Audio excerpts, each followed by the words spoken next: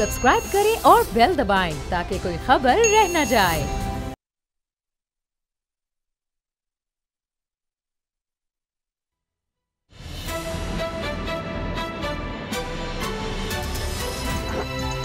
अब पता चला। बिस्मिल्लाहिर्रहमानिर्रहीम, अस्सलाम वालेकुम। मैं हूं मोहम्मद उसामा गाजी और आप देख रहे हैं अब पता चला। हुकूमती कश्ती भवन में दिखाई दे रही है और ये मुश्किल वक्त अपोजिशन की वजह से नहीं बल्कि हुकूमती इत्तेहादियों ने दिखाया है।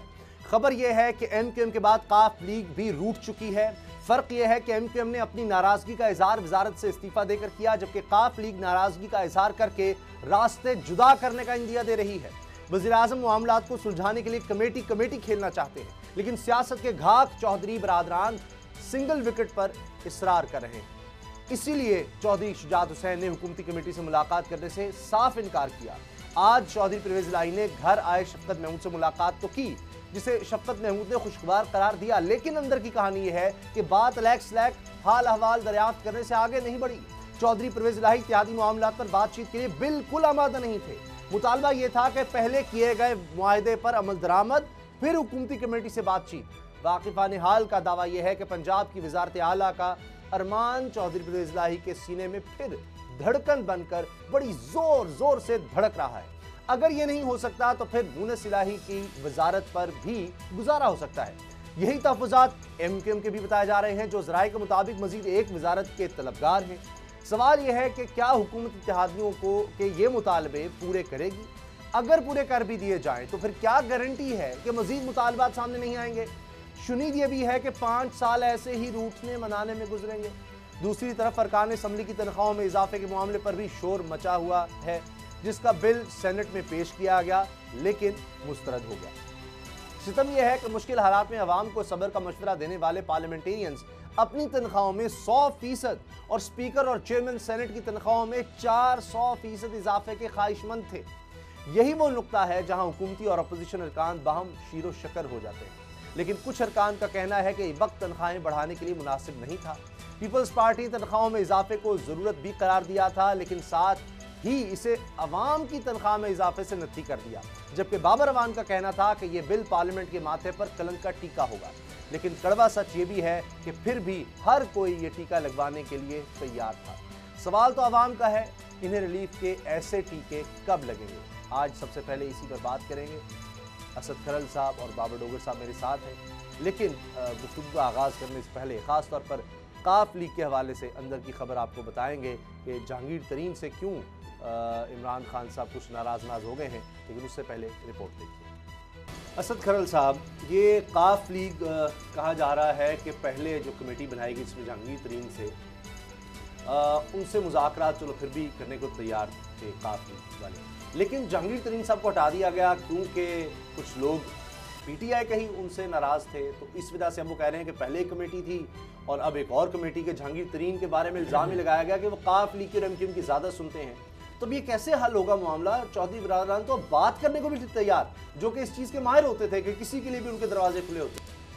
उसामा साहब पहले ही बहुत दिन पहले इसी प्रोग्राम में हमने बता दिया था कि तमाम कमेटियों के अंदर जहांगीर तरीन साहब जो है वो शामिल नहीं है। जहांगीर तरीन साहब कोई और कमेटी खेल रहे हैं और इमरान खान साहब तो बहुत सारी खबरें पहुंच चुकी हैं। अगर जहांगीर तरीन खान साहब को निकाला गया तो इस वजह से नहीं निकाला गया कि वो काफ लीग को ज़्यादा फेवर देने के हक़ में थे या वो एमक्यूएम को ज़्यादा फेवर देने के हक़ में थे या उनके लिए ज़्यादा सॉफ्ट करना रखते थे। हाँ, ये एक बार ज़रूर है पीटीआई के अंदर से आई, पंजाब में भी और सिंध से भी। पीटीआई के कुछ रहनुमाओं ने कहा कि जो जहांगीर तरीन साहब है एक मंजे वो सियासतदान है काफ लीग के, और उनको हैंडल करने के लिए वो इस तरह बिछते जा रहे हैं और वो तमाम उनके जो मुतालबात हैं उन्होंने सारे मान लिए हैं और एक वज़ीर आला की तरह अहकामात दिए हैं उन्होंने ब्यूरोक्रेसी को भी। जनाब इनके चौधरी बरादरान के जो 3-4 इजला हैं वहाँ पे जो इंतज़ामी मामलात हैं, इनके फ़ंड्स के हवाले से बात है, जो भी मामलात है वजारतों के हवाले से पूरी इनको खुद मुख्तारी दी जाए। एक तो इस चीज़ पे पीटीआई कुछ रहनुमा जो है उन्होंने इमरान खान साहब से गिला किया। इस तरह एमक्यूएम जो है उनके हवाले से भी यही आया कि जहांगीर तरीन साहब शायद वो कुछ उनसे एग्री कर रहा है जो कि शायद पीटीआई के लिए मुश्किल था, या उनकी जो मकामी क़यादत है वो इस चीज़ पे एग्री नहीं थी। एक तो ये मामला है। उसके अलावा जो बहरानों की ज़्यादा में है पाकिस्तान, ये एक बड़ा फैक्टर था जिस वजह से जहांगीर तरीन साहब को इन कमेटियों से निकाला और आजकल वो लंदन में पाए जा रहे हैं, जो आखिरी इतलात तक। मामला ये है कि जो चौधरी बरादरान ने ये कहा है कि वो मुज़ाकरात नहीं करेंगे, एक बात उनकी ये जायज़ थी कि जब एक कमेटी बन गई, दूसरी कमेटी बन गई और उसमें तमाम आलमोस्ट उनके मुतालबात तय हो चुके थे, उस पर हुकूमत एग्री हो चुकी थी, और ये वो रिटर्न जो 4 बात करते हैं, वो 4 नुकाती जो फार्मूला था, ये वो था जो 2018 के इलेक्शन में जब उन्होंने अलाइंस किया था पीटीआई पार्टी से, तो उस वक़्त वो तहरीरी मुआहदा था जिसको ऑनरशिप देते हैं उस्मान बुज़दार साहब भी। अच्छा, उसके 2 वजारतें विफाक में, 2 पंजाब में, अच्छा 2 वजारतों सतह पर भी इख्तियारात हों और पॉलिसी मेकिंग में 2 वजारतों के हवाले से जो एक यहाँ तक भी बात की गई कि वो जो सालक हुसैन को वजीर वफाकी बनाने के हवाले से मोहन सलाई की बजाय ख़ानदान के अंदर रिफ्ट डालने की कोशिश की गई। मोहन सलाई पहले भी कह चुके हैं चौधरी बरादरान की हमें वजारत नहीं चाहिए, हमें बेख्तियार वजारत नहीं चाहिए। अगर पंजाब के अंदर 2 वजारतें हैं तो वो कह रहे हैं हर 3 माह बाद आप सेक्रेटरी तब्दील कर देते हैं, यानी वो भी एक बेख्तियार सी वजारतें हैं। फंड्स हमें देते नहीं हैं, ट्रांसफ़र पोस्टिंग में हमारा शेयर नहीं है, जो फार्मूला हमारे साथ तय किया गया था वो जो एक डिसाइड हो चुकी थी बात, उसके बाद एक नई कमेटी बना दी गई। बहरहाल चौधरी बरादरान, चौधरी शुजात के तफजात हैं, चौधरी परवेज़ लाई के तफजात हैं, चौधरी मोहन सलाई के तफजात, लेकिन उस तमाम तफजात के बावजूद जिनको चौधरी सरवर भी इस चीज़ को इंडोर्स करते हैं कि अगर काफ लीग और पीटीआई अलहदा होते हैं तो दोनों के लिए नुकसानदेह है, दोनों के लिए नुकसान। और चौधरी बरादरान भी इस चीज़ का अदराक उनको है, वो ये कहते हैं कि हम अलहदा तो नहीं होना चाहते, लेकिन कम अज़ कम हमें वो सौतनों जैसा हमारे साथ सलूक तो ना किया जाए। अगर हम अलाइज हैं, हम ऑफर रिजेक्ट करते हैं, हम वजारत अल्लाह के ख्वाहिशमंद नहीं है, सिर्फ ये काफली के साथ हो रहा हो, वो तो अगले बल्दियाती इलेक्शन से छोड़ के अगले आने वाले इलेक्शन में वो साथ चलना चाहते हैं। ठीक है, अच्छा इस पर आते बाबर डोगर साहब, इससे बेहतर जो शफकत महमूद के साथ हुआ या जो काफली की तरफ से चौधरी बरादरान की तरफ से जो बातें कही जा रही हैं, उससे अच्छा रिस्पांस तो एमक्यूएम ने सादिक संजरानी चेयरमैन सेनेट को दे दिया है उनसे मुलाकात में कि चलो कुछ बातें तो इस तरह की हुई हैं कि आप आएँ काबीना में आके लोगों को सर्व करें, उन्होंने कहा बड़ा अच्छा लगा है, मतलब कुछ अच्छी बातें तो हुई हैं कम अज़ कम। उसामा साहब, चौधरी फैमिली जो है, एक चीज़ तो क्लियर है कि आज जो शफकत महमूद के साथ उनकी मुलाकात हुई है उसमें उन्होंने शफकत महमूद को तो साफ जवाब दे दिया। उन्होंने कहा जी मुज़ाकरात नहीं हमें चाहिए, हमें चाहिए कि आपने प्रैक्टिकली हमारे साथ क्या किया है। जो उनकी डिमांड्स हैं 20 अरब रुपया डेवलपमेंट प्रोजेक्ट के लिए दिया जाए उनको। 20 अरब रुपया? 20 अरब रुपया। एक चीज़, 3 डिस्ट्रिक्ट बनते हैं, उन डिस्ट्रिक्ट में जहाँ उनके एमपीज और एमएनएज इलेक्ट हुए हैं वहाँ पर उनकी गवर्नमेंट होगी, उनकी ब्यूरोक्रेसी होगी, उनके डिप्टी कमिश्नर्स होंगे, उनका डीपीओ होगा, उनके एसएचओज होंगे, जो वो चाहेंगे वही करेंगे। इन दोनों इश्यूज पर मिनिस्ट्रियों को 2 मिनिस्ट्रियाँ उनको पंजाब में मिली हुई हैं, उसके बाद एक ऊपर मिली हुई है। अब वो मिनिस्ट्रियों की बात ही नहीं कर रहे, जिस तरह साहब ने कहा मिनिस्ट्रियों पर वो बात नहीं कर रहे। नहीं, वो तो कह रहे हैं ना जो तहरीरी मुआहदा हुआ था उसकी बात करें, उसमें तो वो जो जहांगीर तरीन के साथ तहरीरी मुआहदा हुआ है उस पर इम्प्लीमेंट किया जाए, उसको एग्जीक्यूट किया जाए, इससे आगे कोई मुज़ाकरात नहीं। दूसरी तरफ मैं आपको बता दूं, पीटीआई इमरान खान सवाल, वो कहते हैं जो मुझे पता चला कि सवाल ही नहीं पैदा होता कि जो ये लिबर्टी मांग रहे हैं, जो ये इंडिपेंडेंस मांग रहे हैं डिस्ट्रिक्ट में, वो इनको दी जाए।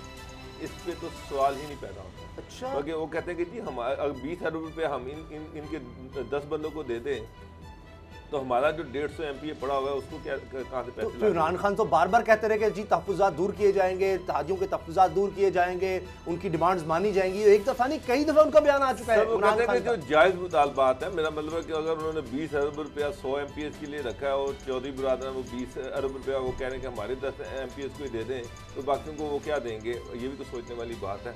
अब मैं आपको इससे भी बड़ी खबर दे रहा हूँ। अच्छा, इससे भी बड़ी खबर दे रहा हूँ। जी जी, इमरान खान को कोई खतरा नहीं है कि चौधरी पीछे हटेंगे और मेरी गवर्नमेंट गिर जाएगी। कत्तन कोई खतरा नहीं बाबर ना वफाक में आप ना पंजाब में। ठहर जाए, सुन लें, पीएमएलएन रस्सी के दोनों तरफ खेल रही है। वो चौधरियों के साथ भी एंगेज है, वो पीटीआई के साथ भी एंगेज है। क्या बात कर रहे हैं आप? मैं आपको खबर दे रहा हूं कि पीएमएलएन दोनों तरफ एंगेज है। वो पीटीआई के साथ भी दरपर्दा उनके मुज़ाकरात तो हो रहे हैं, और उन्होंने पीटीआई को ये एश्योरेंस दी है कि ये सारे इत्तेहादी भी पीछे हट जाए, हम आपकी गवर्नमेंट नहीं गिरने देंगे। ये कैसे हो गया? ये तो नामुमकिन सी बात लगती है। साहब मैं उसामा साहब आप आने वाले दिनों में देख लीजिएगा, मैं आपको ये खबर दे रहा हूँ कि पीएमएलएन पीटीआई की गवर्नमेंट नहीं गिरने देगी। तो इस चीज का इमरान खान को भी अंदाजा आपका क्या ख्याल है? इमरान खान इतने इत्मीनान से बैठे हुए हैं, चौधरी जो है वो बढ़के तो मार रहे हैं। जी जी, उसकी एक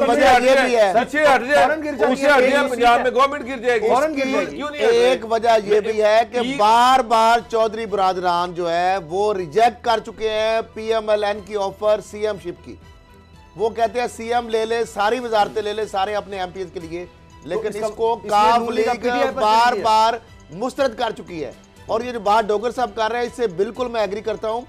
और ये जो एश्योरेंस दिलाई गई है ये उस्मान बुजदार साहब से भी राब्ते में है, ये इमरान खान तक भी ये बात पहुंचाई गई है चौधरी सरवर के जरिए भी, और उनके करीबी रफका के जरिए नून लीग की जो आला क़यादत है कि जनाब आपको हम सपोर्ट करेंगे, अगर काफ लीग आपको छोड़ेगी तो हम आपकी हुकूमत नहीं गिरने देंगे। ये बात बिल्कुल ठीक है।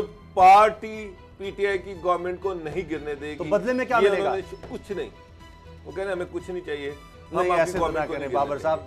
सब बदले में जो मिल रहा है आपके सामने है ना। मैंने आपको एक खबर वापस ला रहे हैं, मैंने आपको नवाज शरीफ को वापस लाइए। प्रोग्राम की सबसे बड़ी खबर है साहब नहीं आ रहे। ये मैं आज बता रहा हूँ कि पंजाब गवर्नमेंट आने वाले दिनों में उनके लंदन में स्टे की एक्सटेंशन भी देगी। ये मैंने उस दिन भी कहा था, मैं आपको फिर कह रहा हूँ कि पंजाब गवर्नमेंट उनको एक्सटेंशन देगी लंदन में। ये जो रिपोर्ट्स मंगवाई जा रही हैं ये कागजी कार्रवाई है, लोगों का मुंह बंद भी करना होता है ना। उसामा साहब समझदार हैं। जो रिपोर्ट्स उन्होंने भेजनी थी भेज दी हैं। अब आप आगे देखिएगा कि पंजाब गवर्नमेंट उनको एक्सटेंशन देगी लंदन में।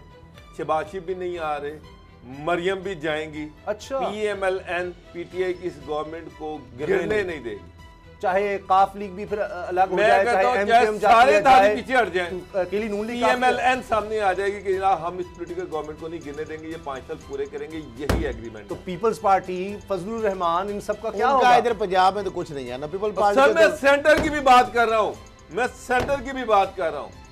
पीएमएलएन ना सेंटर में गिरने देगी ना पंजाब में गिरने देगी। उनके पास सीटें तो इतनी हैं, तकरीबन 70-80 से ज्यादा उनके पास इस वक्त सीटें। कहाँ पर? कौमी असेंबली में। सर पंजाब में 150 की करीब उनकी सीटें हैं। पंजाब में तो नेशनल असेंबली में उनकी 80 के करीब सीटें हैं। और वो इनको वो अकेली अगर नून लीग। आप मुझे एक बात बताएं, आज शफकत महमूद गए, ये तो सिर्फ एक मीडिया को दिखाने के लिए किया जा रहा है कि ठीक है हम उनको मनाने की कोशिश कर रहे हैं। अदरवाइज ये पहली दफा चौधरी बरादरान 1.5 साल हो गया, 1.5 साल में मोनसलाई पे इमरान खान बिल्कुल तैयार नहीं। चौधरी प्रेलाई से अब वो मिलने को भी तैयार नहीं मिलते। उसके बाद वो जो ट्रांसफर पोस्टिंग कह रहे हैं, इंडिपेंडेंस कह रहे हैं, वो देने को तैयार नहीं है। उसके बाद आप आगे चले जाएं, वो जो डेवलपमेंट का फंड्स मांग रहे हैं, बजट मांग रहे हैं, वो देने को तैयार नहीं। तो फिर मेरा मतलब है कि चौधरियों को क्या मिल के आ रहा है? वो शोर भी मचा रहे हैं, रो भी रहे हैं, लेकिन इससे आगे उनके पास सिर्फ स्पीकरशिप है। कभी आईजी को जलील करने की कोशिश करो, कभी कुछ करो, उनकी बात नहीं बन रही। अच्छा, दूसरी खबर जो है बीआरटी मंसूबा जो पेशावर में शुरू हुआ और ख़त्म होने का नाम ही नहीं ले रहा। फिर हमने भी इस प्रोग्राम में उसके हवाले से कई दफ़ा बात की है। अब सुप्रीम कोर्ट में मामला गया और एफआईए को तहकीकात से रोक दिया। हाई कोर्ट का यह फैसला था, पेशावर हाई कोर्ट का, कि एफआईए को उन्होंने तहकीकात सौंप दी कि बीआरटी में कहाँ करप्शन हुई है इसका सारा पता लगाएं और रिपोर्ट दें। लेकिन सुप्रीम कोर्ट ने रोक दिया। साथ ही ये नहीं कि सिर्फ एफआईए को रोक दिया, साथ ये कहा कि सब कुछ बताएं सुप्रीम कोर्ट को, कब ये मंसूबा शुरू हुआ, कब खत्म होना था, लागत कितनी आई, डिले क्यों, सब कुछ पूछा गया है। तो खरल साहब, अब सुप्रीम कोर्ट में जब ये मामला जाएगा तो उसके बाद चीज़ें क्लियर हो जाएंगी। काफ़ी अरसे से चल रहा है, लेकिन बहरहाल कहा जा रहा है कि इस साल ये मुकम्मल हो जाएगा। मैं तो खुद हुकूमत की तरफ से तो कभी मार्च, कभी कुछ कहा जाता है, मुझे तो खुद शर्म आती है कि डेट देते हुए। अब मैं तो नहीं बोल रहा, मैं सिर्फ इस साल का कह रहा हूं। देखिए, मामला ये है कि सुप्रीम कोर्ट के अंदर ये मामला जब आया, इससे पहले 2 मरतबा ये हाई कोर्ट में मामला ज़ेर बहस आया है। एक मरतबा हाई कोर्ट ने नैब को तहकीकात का हुक्म दिया, उसके खिलाफ जब हुकूमत गई, दूसरी दफ़ा उन्होंने एफआईए को तहकीकात का हुक्म दिया। एफआईए को तहकीकात का जब हुक्म दिया गया तो उसके खिलाफ सूबाई हुकूमत जो केपी के गवर्नमेंट है वो गई है सुप्रीम कोर्ट में। सुप्रीम कोर्ट ने एफआईए को तो रोक दिया है, जो पेशावर हाई कोर्ट का फैसला था एफआईए को तहकीकात करने का जो हुक्म था उसको तो मुअत्तल कर दिया है।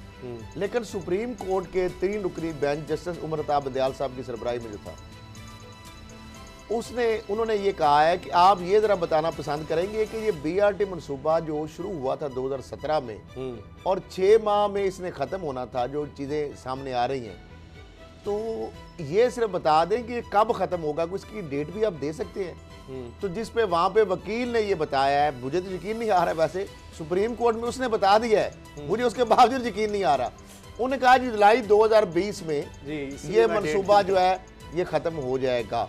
71 अरब तक उसकी लागत जो है पहुंच चुकी है।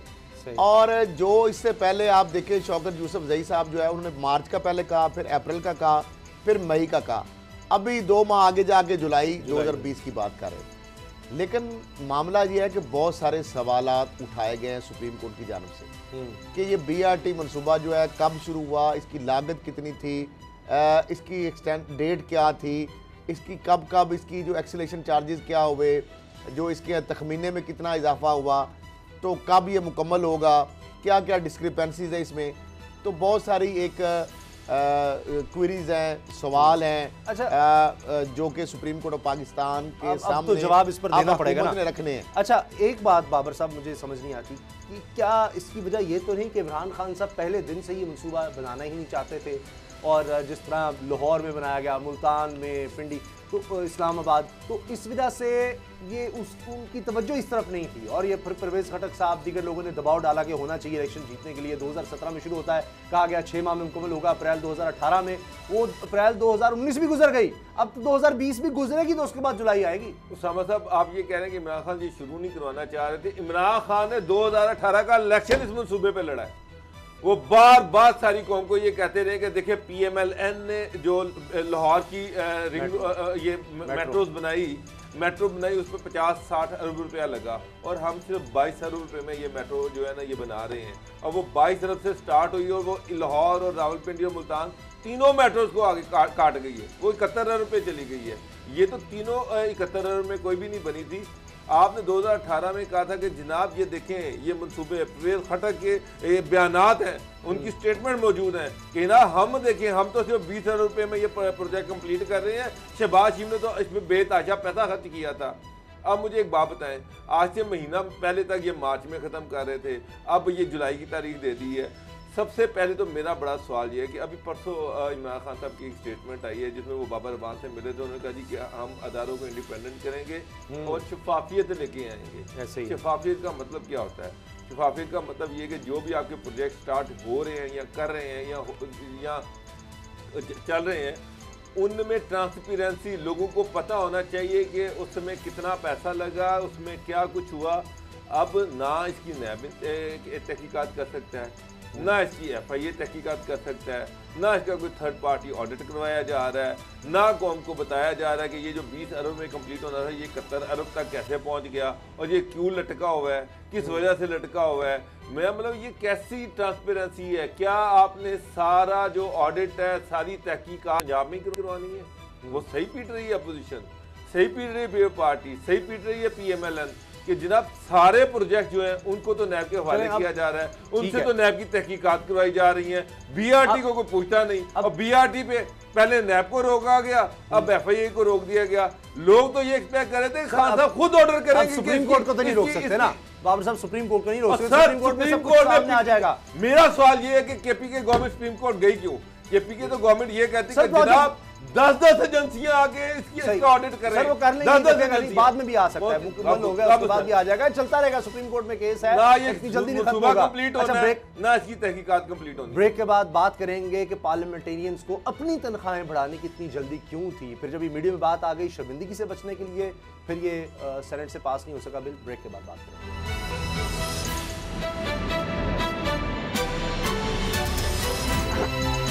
अब पता चला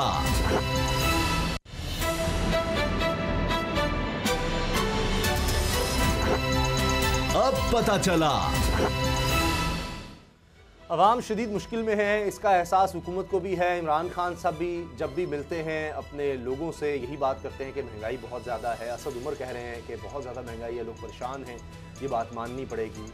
और रिकॉर्ड महंगाई, 12 साल में इतनी महंगाई नहीं हुई किसी एक महीने में जितनी जनवरी में रिकॉर्ड की गई है। आप इससे अंदाज़ा लगा लें लोग कितने परेशान हैं। 14% से भी ज़्यादा महंगाई हुई। लेकिन इसी दौरान जो हमारे मेंबरान हैं पार्लियामेंट के, उन्होंने एक बिल पेश कर दिया सेनेट में कि जनाब तनख्वाहों में दुगना इजाफा किया जाए। चेयरमैन सेनेट वगैरह की तो, स्पीकर की तो 400%, 4 गुना इजाफा किया जाए। हमारे लिए 1.5 लाख से 3 लाख कर दिया जाए। TAD भी बढ़ा दिया जाए। बीवी बच्चों के लिए जहाज़ के टिकट्स बिजनेस क्लास के वो भी फ्री। इसके अलावा ट्रेन में भी अच्छी क्लास में फ्री। तो ये सब मराद जो हैं ये ना सिर्फ बढ़ा दी जाएं, इनको बेहतर कर दिया जाए। अब ये सेनेट से तो नामंजूर हो गया है, लेकिन खरल साहब इससे पता नहीं लग जाता कि हमारे लोग जो वहाँ पर बैठे हैं, जिनको मुंतखब करके भेजा गया है, यहाँ तो सेनेट की हमने सुना कि करोड़ों रुपए की तो टिकट बिकती है, करोड़ों रुपए की। तो जो लोग करोड़ों रुपया दे सकते हैं वो 1.5 लाख रुपए पे रो रहे हैं कि जनाब ये हमारा बढ़ा दिया जाए। हो, इससे क्या फ़र्क पड़ता है? यानी बात एहसास की है, बात इस चीज़ की नहीं है कि फ़र्क क्या पड़ता है। शायद जाहिर है कितना हो जाएगा जी, 50 करोड़ रुपए का सालाना पड़ जाएगा, 1 अरब रुपए का। लेकिन बात यह है कि आप जब देखेंगे 5,000 अरब रुपया मुल्क को चाहिए, 1 अरब रुपया हम खा गए तो क्या हो गया। लेकिन इसका मतलब है कि आपके अंदर एहसास ही नहीं था लोगों के लिए। देखिए उसामा साहब, मुझे ये हैरानगी इस बात पे है कि जिस तरह आपने बताया खुद ही कि जो सेनेटर करोड़ों रुपए कि जिस तरह टिकट बिकते हैं, जिस तरह करोड़ों रुपए लगा के वो इलेक्शन में पहुंचता है, या एक रुकने असम्बली या रुकने सूबाई या कौमी असम्बली करोड़ों रुपए लगा के असम्बली में पहुंचता है, उसकी तनख्वाह आप 2 लाख से बढ़ा के 3 लाख से बढ़ा के 8.5 लाख 9 लाख रुपए चेयरमैन सेनेट या स्पीकर की करने जा रहे हैं। मुझे ये बताएं कि वो आम आदमी जो है, जो आम सरकारी मुलाजिम है, जो मजदूर है, उसके घर का बजट, उसका गुजारा कैसे होता होगा? सर 15,000 20,000, और ये लोग कह रहे हैं जी हमारा 1.5 लाख में गुजारा नहीं होता। 1.5 लाख में गुजारा TAD अलग मिलता है, 2 लाख में सर, गुजारा नहीं और होता। अलग है। बावजूद इसके कि आपको तो चाय का कप भी 1 रुपए का मिलता है, आपको तो रोटी भी 1 रुपए की मिलती है, आपको तो जो सालन है वो भी 10 रुपए का मिलता है। आप जो वहां पर रहायश आपको जो मिलती है सरकारी, वो भी 200-400 रुपया पर डे कमरे आपको मिलता है। आपको जो मराद मिलती हैं, आपको टिकट फ्री मिलते हैं, आपको TAD मिलता है, आपको सेनेट की कमेटियों में कमेटियों से अलग, और जितनी कमेटियों में आप एक ही दिन के अंदर अगर 10 कमेटियों में जाएं तो उसका हर कमेटी के अलग-अलग आपको पैसे मिलते हैं। और बहुत सारे तो माशाल्लाह ऐसे भी अरकान हैं जो गैर हाजिरियों के बावजूद भी TAD भी लेते हैं, टिकट भी लेते हैं, मराद बाकी भी, और बाकी जो पर्सन प्रिविलेज है वो भी लेते हैं। और ये तो इसके अलावा जो खुद काम कर रहे हैं, कारोबार कर रहे हैं, मामला ये है वकालत कि कर रहे हैं, मुझे कुछ ये भी कर रहे हैं। बताएं उसामा साहब, क्या ये खुद से बिल बन गया? क्या ये खुद से बना के किसी ने पेश कर दिया? इसमें हुकूमत के क्या अरकान शामिल नहीं थे? बिल्कुल शामिल थे। अब जब हर पार्टी के लोग शामिल थे। अब जब मीडिया ने दुर्गत बनाई है, सोशल मीडिया के जरिए हमने आवाज उठाई है, शोर मचाया है कि अगर आपको एहसास है, एक तरफ आप कफालत के साथ प्रोग्राम कर रहे हैं, दूसरी तरफ अरबों रुपए के आप मजीद बोझ डाल रहे हैं खजाने के ऊपर। आम आदमी जो है उसका बजट का आपको फिक्र नहीं है, उसके घर का फिक्र नहीं है, उसका चूल्हा जले ना जले, उसकी रोटी मिले ना मिले, वो 2 रोटी छोड़ के 1 रोटी को उसको खानी मुश्किल हो रही है। उसके बिजली के बिल, उसके गैस के बिल, पेट्रोलियम की कीमतों में इजाफा, ग्रोसरी के अंदर आटा, चीनी, दाल, हर चीज जो है उसको आग लगी हुई है कीमतों को। लेकिन आप उनकी बजाय आप ये मराहत लेके आ रहे हैं। अब इमरान खान साहब ने भी मना किया है। अब सेंटर बाबर रहमान वहाँ पे कह रहे हैं जी ये कलंक का टीका होगा। वहाँ पे स्पीकर साहब कह रहे हैं जी इस माशी हालात में और इसका सूरत हाल के अंदर तो ये बिल्कुल नामुनासिब बात है। तो किसने आपको कहा भाई, कोई फोर्स तो आपकी आंखें तो नहीं किसी ने बांधी हुई थी, वो आपको किसी ने नशा तो नहीं करवाया हुआ था। आप बाहोशो आवाज आपने ये बिल प्रेजेंट किया है।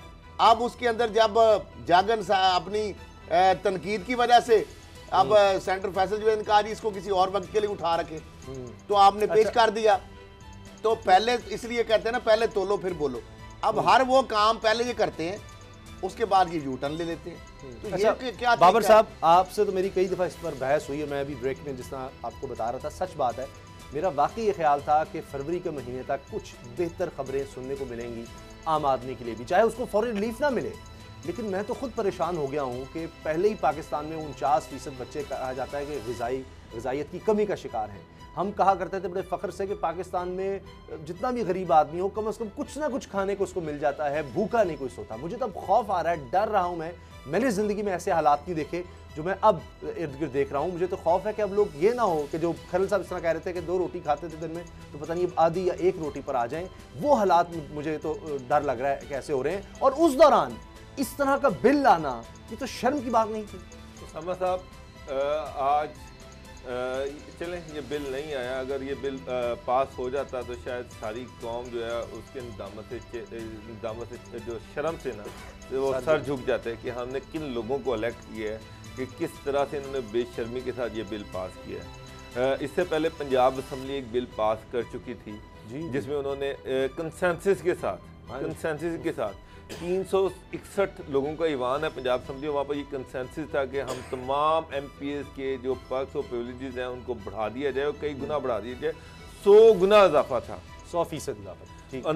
आप सोचें कि वो मुल्क जहाँ पर कोई गवर्नेंस नहीं, कोई एडमिनिस्ट्रेशन नहीं, चीज़ें रोज़ाना बढ़ रही हैं, आम आदमी रो रहा है, वो एक वक्त की रोटी उसके लिए मुश्किल हुई है, वो किसी अस्पताल नहीं जा सकता, वो उसको अपने बच्चों की फीसें देना महाल हुआ है, अगर उसके बच्चे पढ़े लिखे तो उनके लिए आगे कोई जॉब नहीं है। वहाँ पर जहाँ पर माफियाज की हुकूमत है, चीनी 80 रुपये किलो है, हुकूमत बेबस बैठी हुई है, माफियाज के सामने गवर्नमेंट लगता है कि माफिया जो है उनका रूल है, उनका राज है। वहाँ पर वो लोग जिन्होंने इन माफियाज को नकेल डालनी है, जिसको मैंने आपने हम सब ने अपनी किस्मत बदलने के लिए ईवानों में भेजा है, वो अपनी किस्मत बदल रहे हैं। उसमें किसी कहीं ये बात नहीं हुई, होना तो ये चाहिए था वहां पर इस चीज पे कंसेंसस होता कि जो शुगर माफिया है इसको इस पे नकेल डाली जाए। कैसे सर? ये जो आटे का माफिया है, सारा माफिया नकेल डाली जाए, महंगाई का माफिया इस पर नकेल डाली जाए, इस पर कंसेंसस होता। वो सारे तो पार्लियामेंट में है, वो जिनका आप कह रहे हैं, जिस माफिया की बात कर रहे हैं, असद उमर साहब भी कह रहे थे कि जनाब बड़ी महंगाई होगी, हमें एहसास है, बस चंद माफिया हैं जो फायदा उठा रहे हैं। वो माफिया सेनेट में बैठा है, वो माफिया सर किसकी नहीं है शुगर मिले, उन माफिया को पकड़ेगा कौन? सर कैसे? खुसरो बख्तियार साहब उनके भाई की शुगर मिल, जरदारी साहब की 9 ओमनी ग्रुप के साथ उनकी शुगर मिले, चौधरी बरादरान की उनकी शुगर मिले। मुझे बताएं जहांगीर तरीन साहब की शुगर मिले, मुझे कोई एक पार्टी बता दें किसकी नहीं है। बात बताऊं, शरीफ खानदान की शुगर मेरी यार सुन ले जरा, 1 मिनट मुझे भी दे दें। जी सॉरी, ये गरीब आदमी भी कोई बात कर लेगा। मैं तो आपकी बात से ही तो मुतासिर होकर मुझे ये बात याद है। आम आवाम की आवाज को वैसे ही दबा देते हैं। मुझे एक बात बताएं, ये जो चीनी वाला इशू है ना, ये शहबाज शरीफ के दौर में भी आया था। उस वक्त भी जो शुगर माफिया था वो इकट्ठा हो गया, तो शहबाज शरीफ उस माफिया का हिस्सा थे। जब इस माफिया की बात आती है तो उसमें अपोजिशन और हुकूमत, जितने भी शुगर मिल ऑनर है ना, वो सारे एक हो जाते हैं। आटे की बात आती है तो जितने भी आटे की मिलों के मालकान है वो एक हो जाते हैं। घी की बात आती है तो घी के मिल मालकान एक हो जाते हैं, चाहे वो नून से है, चाहे वो पीपल पार्टी से है, चाहे वो PTI से है, चाहे वो किसी भी दूसरी पार्टी से है। अपने मुफादात के लिए सब एक है। ये सब मुझे एक बात है, शुगर चीनी का मसला हुआ है, क्यों नहीं अपोजिशन उस पर बोल रही, क्यों नहीं बात कर रही? पंजाब में क्यों नहीं बात हो रही? सिंध में क्यों नहीं बात हो रही? नेशनल असेंबली में क्यों नहीं बात हो रही? मसला ये है कि नून लीग शहबाज शरीफ के खिलाफ कैसे बोल सकती है, फिर पार्टी आसिफ अली जरदारी के खिलाफ कैसे बोल सकती है, और PTI जो है वो अब उनके जो अपने हैं जहांगीर तरीन, खुसरो बख्तियार, ये सारे इनके खिलाफ कैसे बोल सकती है? उसामा साहब, मुझे दुख होता है कि ये PTI की गवर्नमेंट ये कह रहे थे कि 2 पाकिस्तान नहीं होंगे, और यहाँ पर बड़े क्लियरली 2 पाकिस्तान है।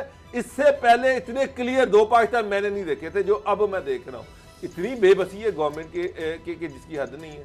आप अंदाजा लगा लें, मैं पंजाब की बात करता हूँ कि ब्यूरोक्रेसी जो है वो शुगर मिलने पे की रेट कम करने जाती है, ऊपर से आपने एक कायमा कमेटी बनाई हुई है कैबिनेट की, वो कहती है कि जनाब इसको स्टेटस को चलने दो, चीनी 80 रुपये बिकने दो। यार ये हुकूमत है। अब मैं आपको बताता हूँ कि अल मुख्तार फ्लोर मिल है रहीम यार खान में, और जिली सदर है रहीम यार खान के फ्लोर मिल एसोसिएशन के महमूद खान दुरानी। उन्होंने वहाँ पे उस अल मुख्तार के चौधरी अब्दुल रऊफ मुख्तार जो हैं वो उसके ऑनर हैं, जिनकी लाहौर की सुंदर स्टेट के अंदर भी फ्लोर मिल है, जो सूबाई सदर हैं फ्लोर मिल एसोसिएशन के। वहाँ पे वो प्रेस कॉन्फ्रेंस करते हैं और बहुत सारे फ्लोर मिल के मालकान बैठे और किसकी इमाम पे करते हैं और साथ धमकी देते हैं कि हम 72 घंटे का अल्टीमेटम दे रहे हैं जी हुकूमत को। अच्छा। जनूबी पंजाब के ये सारे लोग बैठ के कि हमारी जो फ्लोर मिले हैं, फ्लोर मिलों के जो पर्चे पर, यानी किस बात पे कि जो अफगानिस्तान और वस्ती इश्तियाई रियासतों में जाके गंदम आटा जो स्मगल कर रहे थे, सर ब्रेक, वो वापस लिया जाए। सही है, चलिए ब्रेक का वक्त हो गया है जनाब, और ब्रेक के बाद बात करेंगे कोरोना वायरस के हवाले से कि उसके लिए पाकिस्तान में क्या इक़दाम किए गए हैं। अब ये खबर आ रही है कि उसकी तशख़ीस के लिए पाकिस्तान में अब इक्विपमेंट मौजूद है। ब्रेक के बाद बात करते हैं।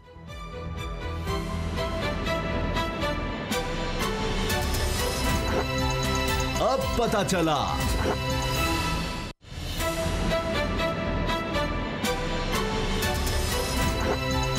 अब पता चला।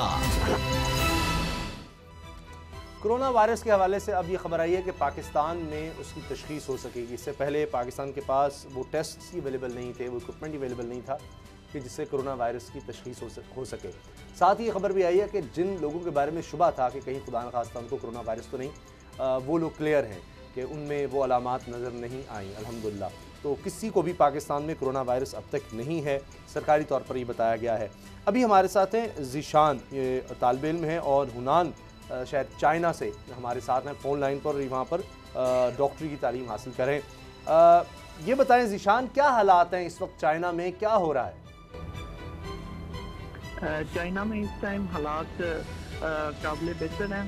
पहले से ज़्यादा काफ़ी चाइनीज़ गवर्नमेंट ने मजम्मत की है इस वायरस को कंट्रोल करने के लिए। अच्छा, तो अभी जो पाकिस्तानी हैं, अब जिस तरह आप हैं, यहाँ पर कहा गया कि चाइना के सफीर ने कहा कि हम अपने शहरियों से ज़्यादा उनका ख्याल रख रहे हैं, तो किसी तरह का कोई ख़तरा, खौफ या चाइनीज़ गवर्नमेंट आपसे कांटेक्ट रखती है? अगर कोई शख्स बीमार होता है या कोई शिकायत करता है तो उसके लिए फ़ौरन उसको एडमिट किया जाता है? जी बिल्कुल इसी तरह ही है। चाइनीज़ गवर्नमेंट जो है वो पूरी सपोर्ट कर रही है अपने लोगों के ज़्यादा। अब वो पाकिस्तानी स्टूडेंट्स को सपोर्ट कर रही है। इवन के वुहान की यूनिवर्सिटीज़ में वो खाना प्रोवाइड कर रहे हैं और टीचर उनसे मुसलसल राब्ते में। और जो कि दूसरे प्रोविंस हैं उनमें जो स्टूडेंट्स मुकीम हैं, जो यहाँ पे रह रहे हैं, उनको जाने की भी इजाज़त है वापस पाकिस्तान। और जो यहाँ पे रह रहे हैं उनके लिए स्पेशल जो टीचर्स हैं वो यूनिवर्सिटी के डोमेट्रीज में ही हैं, और उनके लिए जो भी सामान होता है वो खुद जाके बाहर से उनको ला के प्रोवाइड करते हैं। या कोई भी 2 बच्चे जाते हैं और उनके साथ टीचर होते हैं और वो सारा सामान डोमेट्री में दे रहे हैं। और हर वक्त मुसलसल रास्ते में हर बच्चे का नंबर और जो उनका वीचैट जो यहाँ पे यूज होता है वो उससे कॉन्टेक्ट। अच्छा ज़ीशान, जो खबरें आ रही हैं हमें, को मुख्तलिफ वीडियोज़ भी आ रही हैं कि पाकिस्तानी हुकूमत यहाँ एम्बेसी तावन नहीं कर रही, या कुछ पाकिस्तानी जो स्टूडेंट्स हैं वहाँ पे वो मुतासर भी हुए हैं इस कोरोना वायरस से, तो इसमें किस हद तक सदाकत है? इसमें यह है कि जहाँ तक वो बात है, वो कुछ स्टूडेंट जो वुहान के अंदर हैं और उसके साथ जो सिटीज़ हैं उनमें फंसे हुए हैं, वो वापस नहीं आ रहे। ये बिल्कुल बात ठीक है। जो दूसरी सिटीज़ हैं उनमें स्टूडेंट्स को बिल्कुल इजाज़त है वापस जाने की। और वो पाकिस्तानी गवर्नमेंट और जो हमारी है हुकूमत, उनके क्या बगैर मतलब वो चाइनीज़ गवर्नमेंट ने उनको अलाउ किया कि वो वापस पाकिस्तान जा सकते हैं। जो स्टूडेंट्स वहाँ पे हैं उनका ये कंडीशन है कि वो कुछ स्ट्रेस की वजह से ज़्यादा परेशान है और उनको खाने की किल्लत है, जो अभी तक सुनने में आया। वैसे तो ये भी कहा जा रहा है कि 2 रोज़ में, डीजी सेहत ने कहा है कि 2 रोज़ में 50 अफराद चीन से अब वापस पाकिस्तान आ गए हैं और मज़ीद लोग भी आ रहे हैं। ये भी खबरें आ रही हैं, चाइना की ने ऑफिशियली कहा है कि इससे खौफ ज़्यादा फैलाया जा रहा है। ख़ासतौर पर अमेरिका को नाम लिया, ये कहा कि पाकिस्तान है, दीगर ममालिक हैं वो मदद करें, लेकिन खौफ अमेरिका ने ज़्यादा फैला दिया, जबकि उसके वो बहुत बेहतर तरीके से ऐसी वबाओं का मुकाबला करने की सलाहियत रखता है। और अगरचे तादाद बड़ी है, जो लोग इसमें हलाक हुए हैं, मुतासर हुए हैं, उनकी तादाद भी हज़ारों में चली गई है, मगर चाइना की तरफ से ऐसे कहा जा रहा है जैसे अब जो बहुत ज़्यादा तेज़ी से फैल रहा था, कुछ हद तक वो वापसी की तरफ है, कुछ कंट्रोल की तरफ जा रहा है ये वायरस। बिल्कुल इसी तरह ही है, क्योंकि काफी हद तक जो है ना लोग उन्होंने घर से बाहर नहीं निकल रहे हैं, वो घरों में ही हैं। और चाइनीज गवर्नमेंट ने बैन किए हैं, इवन के कोई रेस्टोरेंट, कोई भी गैदरिंग प्लेस जो है उसको क्लोज किया हुआ है, किसी किस्म की गैदरिंग नहीं हो सकती। और इसमें काफी हद तक वो रोकथाम कर रहे हैं। बहुत शुक्रिया आपका। अच्छा बाबर साहब कुछ पूछना चाह रहे हैं? निशान, ये भी एक बात की जा रही है कि जो डेथ लॉस है शायद वो बहुत ज़्यादा है चाइना में, लेकिन मीडिया कर्ब्स है, मीडिया के ऊपर इस तरह से इंडिपेंडेंट मीडिया नहीं है चाइना में, तो उसको रोका जा रहा है इसको। क्या ये ठीक है कि वाकई कोरोना वायरस का जो आउटब्रेक है बहुत ज़्यादा है चाइना में? एक्चुअली ऐसा कुछ नहीं है। वो इस चीज़ को इस वजह से ज़्यादा वायरल होने से रोक रहे हैं क्योंकि काफ़ी र्यूमर जो कि गलत न्यूज़ है, जो कि काफ़ी ज़्यादा यहाँ पे चाइनीज़ जो हैं लोग, उन्होंने सिर्फ अपनी मतलब ज़्यादा लाइक्स या वो पाने के लिए ना कुछ र्यूमर्स फैलाए हैं कि ये फेक खबरें फैलाई हैं, और इस वजह से गवर्नमेंट ने बैन किया है कि आपने कुछ ऐसी खबरें नहीं फैलानी, क्योंकि अभी तक वायरस पे कंट्रोल वो कर रहे हैं।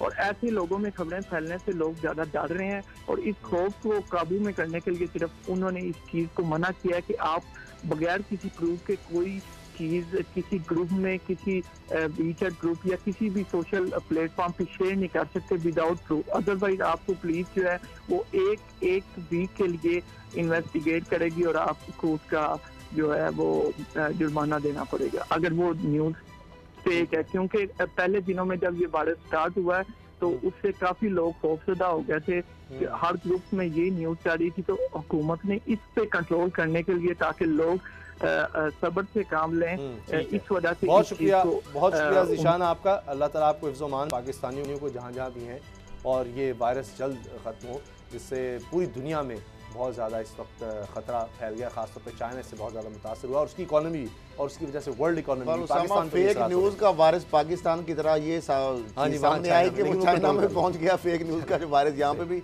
बहुत सारे जो एलिमेंट्स है फैलाते रहते हैं अक्सर। ये भी एक खतरनाक चीज़ है। बहुत शुक्रिया प्रोग्राम देखने के लिए, दुआ में याद रखिएगा। इजाज़त दीजिए, अल्लाह हाफ़िज़।